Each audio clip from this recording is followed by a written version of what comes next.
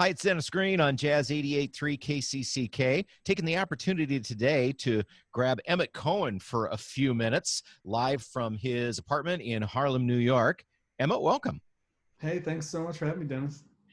You've been on our radar for a long time. We've now had two near misses with you to come to Iowa as a part of the Civic Music Association concert. You're supposed to come in January with Benny Golson, and that got snowed out and then rescheduled for April, and the pandemic hit.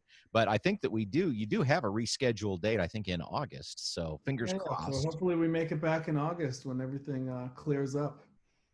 Hope to see you in Iowa at that time. But you have been keeping busy, and I've been spending as much time in your apartment as any place else these days because you have been doing a regular Monday night concert series with your trio, and that is just so much fun. So first off, thanks for doing that. Thanks for sharing it with people all over the country and the world.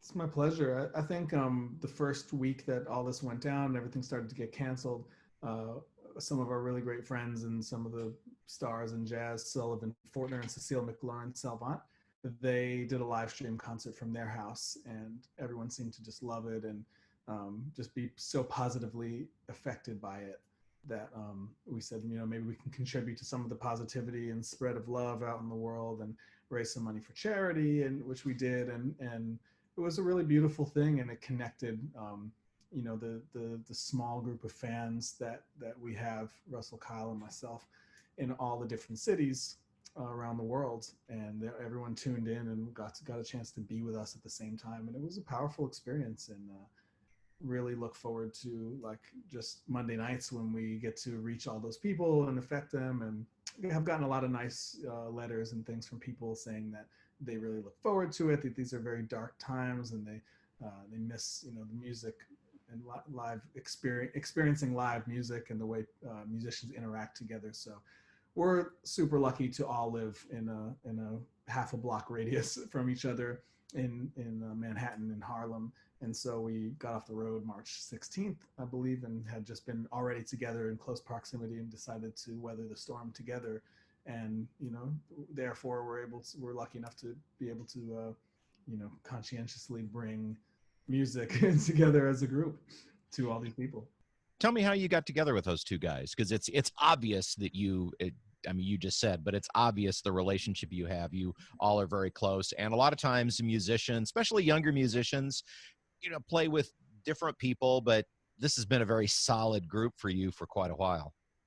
Yeah, I met Russell when we both lived in Miami, and that was I was going to college at University of Miami. He was at Dillard High School, the great jazz high school down there, and he was playing so great at 16 years old.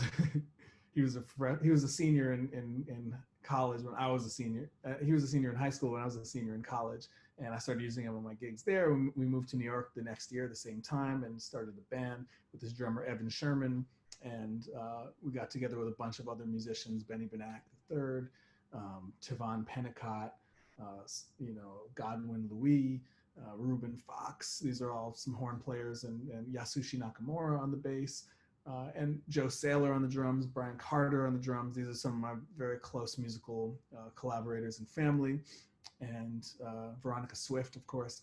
And we started developing something as a community, and Kyle was very much part of that community. He was leading a jam session at Smalls every Tuesday night for almost 4 years. At 18 years old, they bestowed that responsibility upon him, and it was just a beautiful time to move to New York and be part of something that was going to develop. We didn't know how at the time, but into something so worldwide. Let's talk a little bit about the Legacy series, because this is a project that you've been working on for, you've done, is it 4 of them, 5 of them? I released 4 volumes. The last 2 were released the last day in December in 2019. Right. And so that was a cool project. I mean, cool is an understatement, but it's basically like a seminal project that I decided to embark on after having some experiences with Jimmy Heath and Billy Hart and some of the other master musicians. I said, I really want to spend more time around jazz masters, because this is where the source of the information is. This is where the the depth. That's where I understood the depth of what jazz can bring to the world, and how important it is, and how much my hero sacrificed to be able to play the music, and how the music can help people of all cultures and walks of life. How it can really help them and affect their life positively. And all those things came together. And I said, we've got to learn the lessons from the masters. And so it wasn't about me playing with the masters, even though I had the chance to. It's about bringing my community, all the people I mentioned, all the people that are in my generation, bringing them closer as a group, so we can collectively take those lessons and the stories and the humor and the seriousness and the lessons and all the things that we've gotten from being around Ron Carter and Jimmy Cobb, Jimmy Heath, Tootie Heath, Benny Golson, George Coleman, Houston Person, Barry Harris, Harold Mabern. It goes beyond Lee Konitz. It goes beyond the just the fact that we're playing with these people, but just spending time around them and just watching the way they live their lives and learning from that is the most powerful thing about it. You have to feel even more blessed to have been able to do these projects when we start to see how hard COVID-19 is hitting our community and our jazz masters. You mentioned Lee Konitz, and of course Jimmy Heath passed not all that long ago as well. We had a chance to sit with him. He was a character. Yeah, I'm very close with his youngest brother, Tootie Heath, as well. And that character is an understatement. They're actually comedians, and found a way to infuse comedy into jazz in a certain way, which has only brought more people into the music. And I saw Tootie a few years ago with Ethan Iverson, and you're right, it was as much a entertainment show as it was anything else. But it was. Yeah, It was and just he's not afraid to make fun of the people that he loves too. He'll make fun of me on stage. He'll make fun of Ethan, call him, "Hey, it's Uncle Fester."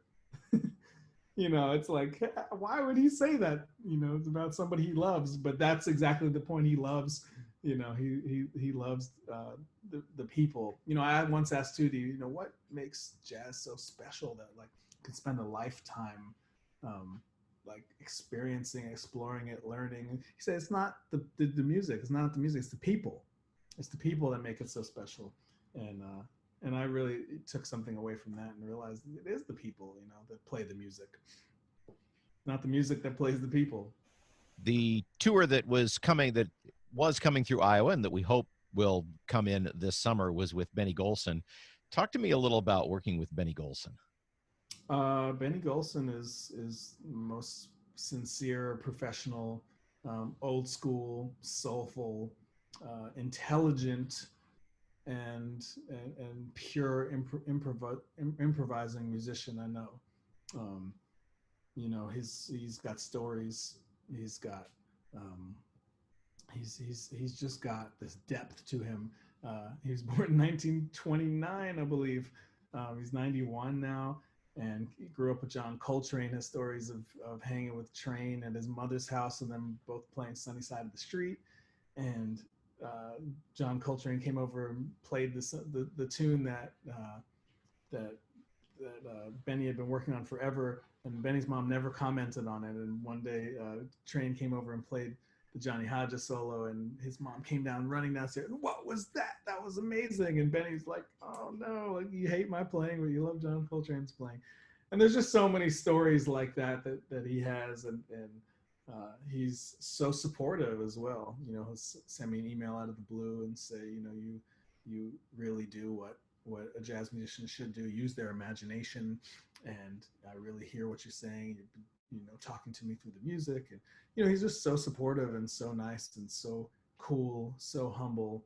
And when you hear him play the saxophone, you hear all the, you hear Lester Young, and you hear Coleman Hawkins, and you hear Sidney Bechet, and you hear all that stuff, but you hear Benny Golson. And that's like, to me, that's the lesson too. You just, the influences can come out and you can understand them, but at the end of the day, it's this incredible, unique sound that Benny Golson has. And if you know him, you'll know it every time on the radio. Well, hopefully that tour will get a chance to pick up again after things open up. So aside from that, it's kind of your activities for the first part of the year kind of got interrupted. So you got to go back and kind of make some of that stuff up at Yeah. the end. Tell me what's on the horizon for you next after that. Well, I think everything's at a standstill right now. We don't really know what's going on, and when things will pick back up. But I missed a tour with Houston Person. We were going to do a duo tour through the Midwest, and that I really would like to make a record with Houston. So that's something that I have in the back of my mind. I also am starting with a relationship with Mac Avenue in the fall, so we'll be releasing my first record with Mac Avenue, and that will be with Russell and Kyle and Marquise Hill and Melissa Aldana. And so the idea and the concept is like I've been doing this master stuff and with the trio and want to bring the knowledge and the experience and all that from that whole sphere and bring it to the younger generation. Have Marquise and Melissa feed, from the younger side and the energetic side and the innovative new sound side. So that's kind of what I have in my brain. So that'll be out in September. Oh, that's exciting. We've had chance to see both Marquise and Melissa in the last few years Oh, cool. here in our neck of the woods too. So They I'm both just, live a couple of blocks away from me as well. So you're all quarantined together. right?